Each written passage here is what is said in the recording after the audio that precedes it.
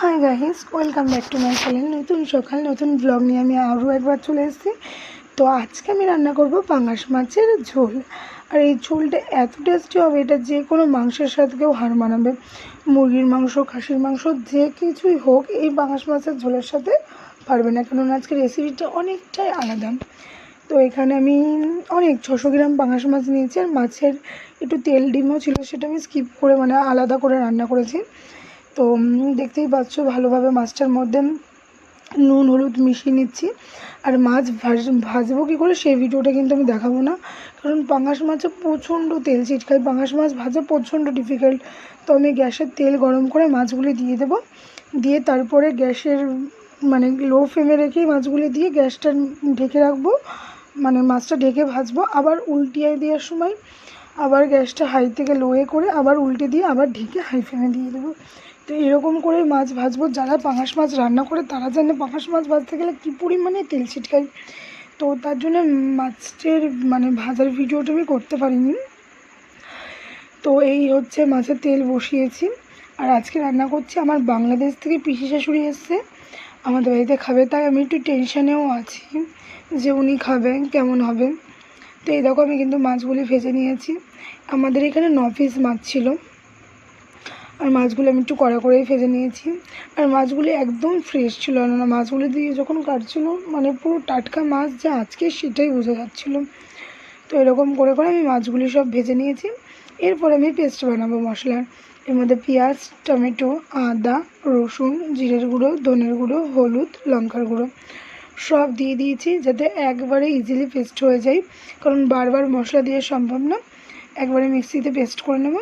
তারপরে কড়াইয়ে তেল দিয়েছি, তেলের মধ্যে সামান্য পরিমাণে জিরে দিয়েছি। জিরেটা জিরেটা যখন গরম হয়ে যাবে ফোড়নে, এর মধ্যে আমি কখনো জিরের সাথে শুকনো লঙ্কাও দিই, তেজপাতা দিই, কিন্তু আজকে আমি কোনো কিছু দেবো না। আজকে শুধু জিরেই দিয়েছি। জিরেটা গরম হয়ে গেছে, এরপরে মশলাটা দিয়ে দিয়েছি। এরপরে রসিয়ে কষিয়ে মশলাটাকে দিয়ে সেই একটা টেস্টের ব্যাপার আছে, কারণ মশলা যত কষাবো রান্না কিন্তু ততই ভালো হবে। তো যেখানে ছিলাম, আজকে আমার পিসি শাশুড়ি বাংলাদেশ থেকে অনেক দিন ধরে এসছে। তো প্রত্যেক দিন মাই রান্না করে উনি খায়, আমার কোনো চাপ থাকে না। আজকে চাপে আছি।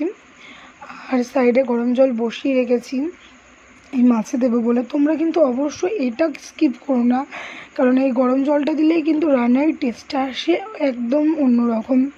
তো এই দেখো মশলাটা ভালোভাবে যখন আর্ধেক কষানোই হয়ে যাবে, তখন এর মধ্যে আমি আলু অ্যাড করব। যেমন ঠিক মাংসর মশলা হয়, এই মশলাটাও কিন্তু তেমনভাবে, মাংস যেমনভাবে খাই আমরা, পাঙাশ মাছ বলো রিঠে মাছ বলো, আমরাও কিন্তু সেম প্রসেসেই খাই। তো এই দেখো আর্ধেক যখন কষানো হয়ে গেছে, আর্ধেকও না, 100%-এর মধ্যে যখন 70% হয়ে গেছে কমপ্লিট, 30% বাকি আছে, তখন আমি আলুগুলি দিয়ে দিলাম। আলুগুলি দিয়ে আরও ভালোভাবে কষাবো, যতক্ষণ পর্যন্ত না মশলায় তেল ছাড়বে ততক্ষণ পর্যন্ত কষাবো।